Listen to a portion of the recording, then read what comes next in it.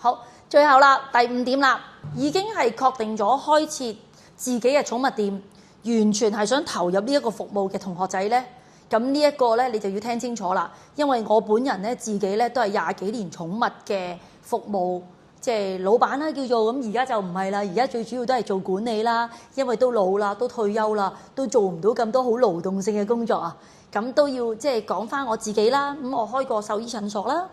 開過呢一個嘅動物血庫啦，亦都開過流動寵物美容車啦，亦都開過一啲嘅叫做連鎖寵物店啦，跟住開過學校啦。咁而家暫時咧就係最主要咧都係希望培訓一啲有興趣入呢一行做一啲嘅叫做社會服務。最重要就係希望咧可以攞到全世界不同嘅寵物服務咧，俾到我哋香港嘅學生同埋國內嘅學生咧去修讀，更加增值你自己啦。咁其實喺呢一度咧，我自己本人嘅分享啦，個人覺得，咁你最緊要認清自己嘅目標。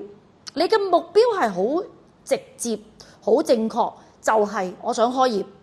或者我唔係開寵物店，我要提供呢個服務。譬如你要問你自己，提供服務，你會提供寵物美容啊、剪毛啊，定還是係可能你想除咗剪毛之外，我會提供埋犬隻訓練啊，教佢 sit 啊、down 啊，或者一啲表演啊，或者係希望 train 到一啲動物咧，佢曳曳，跟住教翻佢乖，等人收養。咁定還是係簡單啲，我淨係賣醫療用品、食品同濕條紋嘅啫，係啦。咁你哋要認清自己嘅目標，你係做乜嘢嘅服務。咁其實就要關乎你讀啲乜嘢嘅課程。咁首先咧都要理解翻我哋香港愛寵專科學院咧，我哋都有美容、犬隻訓練、寵物保姆同埋獸醫助護嘅課程。咁我哋比較一站式嘅。本身呢啲咁樣嘅課程喺香港都有不同嘅機構去舉辦，但係咧，如果講到係要教營運啦、創業啦，甚至乎可能要教埋你咧一啲點樣去處理客人或者一啲證照牌照嘅嘢咧，咁其實大部分都係要國際認可嘅課程。國際認可課程，如果你話你真係要讀晒全部，哇！又美容又犬訓又保姆又醫護咧，其實講緊係10萬8萬。咁本人我覺得咧可以一步一步咁樣讀上去嘅。咁我自己咧即係都喺呢間學校啦，都有教到一啲咧叫寵物客戶服務嘅體驗㗎。咁雖然咧你話寵物客戶服務嘅體驗咧，好似聽落去都係 customer service 啦，但係對寵物係唔同嘅，因為你要知道寵物咧佢唔識講嘢嘅。咁我哋點樣喺隻寵物唔識講嘢，但係我哋要令到個客人去個期望對我哋係滿意呢？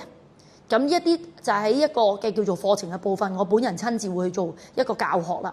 咁其實你學識咗寵物客戶服務呢，其實都會咧避免咗好多賠償嘅喎。哇，講到咁驚賠償係㗎，即係如果你話你好一個傳10個，寵物業就係咁噶啦，10個傳100個，越做越好嘅啲生意。但係你唔好咧，就係都係一樣好快咁樣咧，就會有你嘅 bad pass 啦。另外仲有最後啦，都要講翻啦。寵物服務啦，我哋要教創業啦，或者教一啲客戶服務啦，你都要睇翻個導師嘅資格喎，係咪佢自己真係有過做呢啲生意，或者有過呢啲管理經驗咧？咁呢部分都重要嘅噃。咁仲有啦，記住啦，如果做老闆嘅你咧，唔想俾人蝦嘛，唔係要代表你精，唔係要代表你叻。咁而係你都要識基本嘅程序，起碼至少個同事同你講，喂，係啊，我哋做美容咧係要3個鐘頭先做到一隻狗，咁但係你起碼自己知唔係喎，2個鐘頭可以做到嘅咯喎，咁即係咩意思啊？時間做多隻狗又係揾到多一個租金，揾到多一份人工喎。仲有成日都聽㗎啦，上堂嘅時候有好多老闆咧都走嚟問我，唉，隔離減價，我要跟佢一樣減價。咁啊弊家伙啦！隔離減價，你又減價，大家永無止境。其實你讀課程就係學識你嘅技術，其實係唔需要減價嘅。技術質素好咧，自然會有人值得會俾錢你。所以咧，我都會喺我哋嘅課程部分咧去做一個分享嘅。有興趣修讀我哋嘅課程咧，就請你睇我哋嘅網站啦。多謝晒大家，拜拜。